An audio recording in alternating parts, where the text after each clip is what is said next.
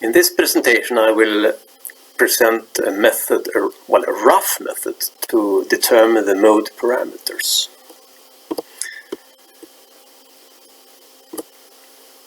As we know from an earlier presentation, the mission of experimental modal analysis is to determine a modal system model from measured system properties, that is, from measured frequency response functions.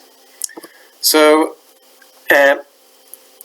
in what I call the explicit form, a frequency response function can be written in this form.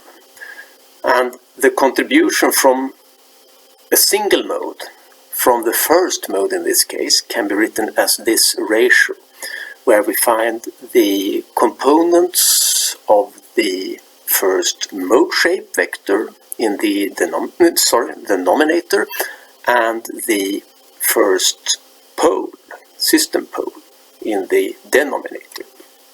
So, the question then is, how can we use this to design a rough method to find these mode parameters, the system pole and the components of the mode shape vector? Well, if we start with a graphical representation of a single mode contribution, let's for instance take the first mode contribution. This is a border plot, and on the upper part we see the absolute value of the frequency response function versus frequency, and in the lower part we see the phase in radians versus frequency. So when we increase the frequency as we approach the resonance frequency, it increases, and at the resonance we find the maximum value, and then it will decay as we increase the frequency further. And the phase will shift and pass minus pi half radians at the resonance, and then continue to decrease to minus pi radians as the frequency increases. If we instead plot the frequency response function in a Nyquist plot, that is, if we plot the imaginary part of the frequency response function versus the real part, using the frequency as a parameter, then we find a shape looking like this. Now these corners here on the plot indicates frequencies where we have evaluated the frequency response functions, evaluated or measured. So as you can see here, as the frequency increases and from 0, it will go in this direction along this parametric curve and reach infinity here. So with a fixed frequency increment, you see here we will start with small segments here on the curve, and then as we approach the resonance frequency, the segment between two neighboring frequency evaluations will be longer and longer, and this we will see later on can be used as one of the methods to determine where the resonance frequency is. So, it can in fact be shown that this is, if we have a single frequency, this can be shown to be very, very close to a circle. The smaller the losses are, the closer it will be to a circle. So we can approximate a circle that fits the measured or calculated points of a single mode contribution to a frequency response function. If the losses are 0, then in fact this will be a straight line. That is a circle with infinite radius.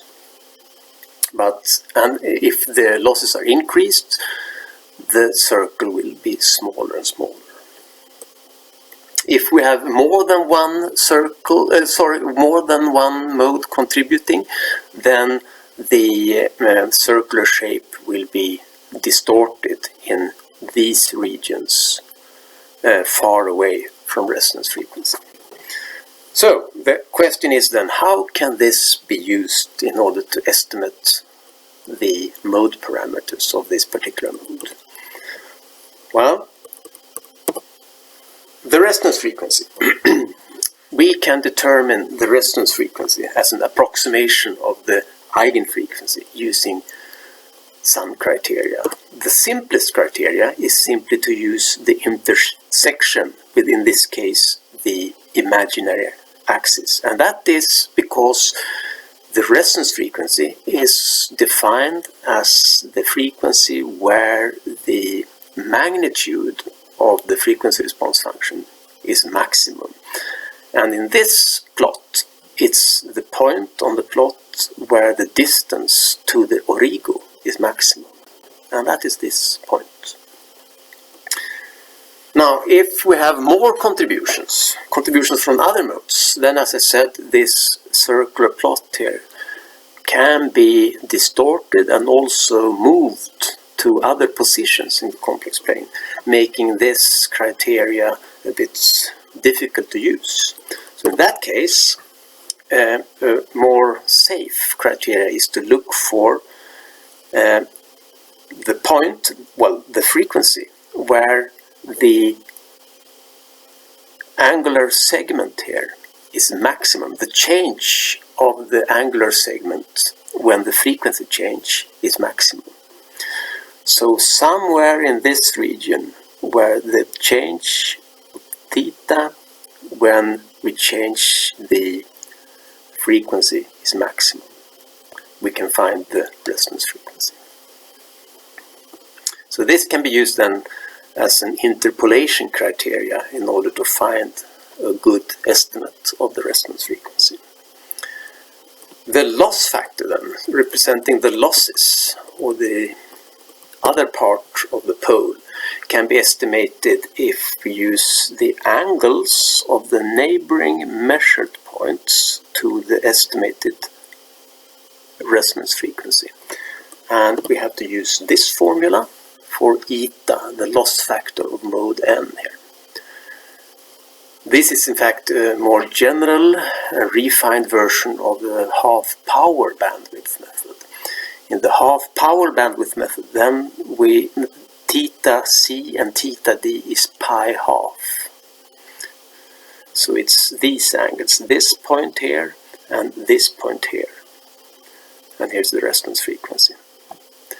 So this is a more accurate version of the half-power bandwidth method. So in this way, you can estimate, well, roughly the system poles from the circles, the mode circles, obtained from one single frequency response function measurement. So, what about the mode shape vectors then? Well, in order to get an idea on how we can estimate the mode shape vectors, we can have two observations. First of all, the circle diameter is directly proportional to the mode shape component amplitude. So in this case, if I look on 2 points, one with this circle and one with this circle, then I can immediately say that the first point's amplitude, motion amplitude, is twice as high as this point's. So I can directly calculate the magnitude, the relative magnitude of the mode shape vector from the relative diameters of the mode shape circles. Secondly, points that move in opposite phase corresponds to mode circles in opposite half planes. So if I find, for a particular mode, if I find one point's mode circle in the lower half plane and the other point in the upper half plane, then I know that, okay, these 2 points move in opposite phase. So the mode shape vector components have opposite signs. One is plus and one is minus. In order to summarize, we find this estimation procedure, this circle fit estimation procedure. First of all, you have to select the frequency range, like this. A frequency range which includes the resonance peak of the mode that you want to investigate. And this is particularly important if you have several modes contributing to the frequency response function. Secondly, you should plot the frequency response functions in a column of the frequency response function matrix in Nyquist diagrams. So if you have, say, 5 frequency response, observation points, then you should plot the 5 frequency response functions in Nyquist plots, 5 Nyquist plots like this, and each of these 5 frequency response functions corresponds to 1 observation point.